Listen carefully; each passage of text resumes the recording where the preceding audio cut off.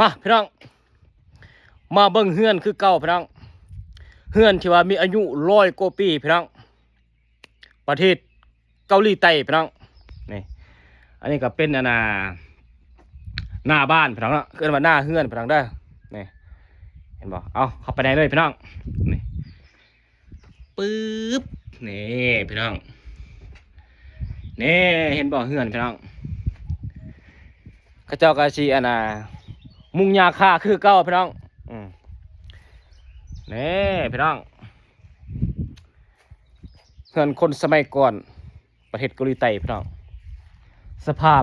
ยังอยู่ในสภาพเดิมๆพี่น้องก็จะอนุรักษ์รักษาไว้เฮ็ดเป็นบ่อนท่องเที่ยวให้คนต่างประเทศคนในประเทศมาเที่ยวมาชมพี่น้องมาเบิ่งวิถีชีวิตคนสมัยก่อนเขาเจ้าอยู่แนวใดกินแนวใดพี่น้องเอ้ยพี่น้องเอ้ยนี่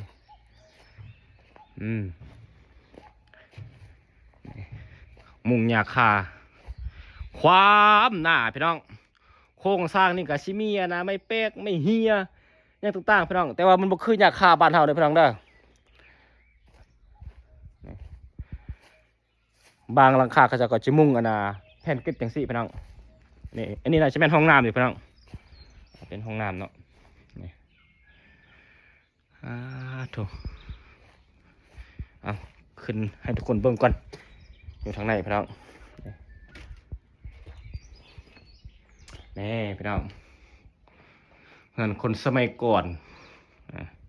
เฮือนยังอยู่แต่คนบ่อยู่แล้วพี่น้อง แต่ว่าบางบางหลังคานี่ก็มีคนอยู่พี่น้องก็เจ้าก็จะทำความสะอาดอยู่แบบโอ้บอกเลยได้พี่น้องเอาเข้ามาเบิ่งทางนอกก่อนอันนี้เป็นอยู่ในเฮือนครอบครัวหลังนี้เด้อนี่เห็นบ่2-3หลังนี่อยู่ในเฮือนหลังเดียวเด้อนี่พี่น้องนี่นั่นก็เป็นประตูออกพี่น้องนี่โอ้หินนี่จะเอามาที่ใส่หินนี่นะเอามาเลี้ยนใส่กันพี่น้องนี่เอานี่ออกจากปุ๊บจังซี่พี่น้องอันนี้จะเป็นทางออกเข้าสู่แต่ละแต่ละมุมแต่ละเฮือนพี่น้องมันมีหลายเฮือนพี่น้อง100 ปลาย200ไปแล้วพี่น้องเห็นป่ะ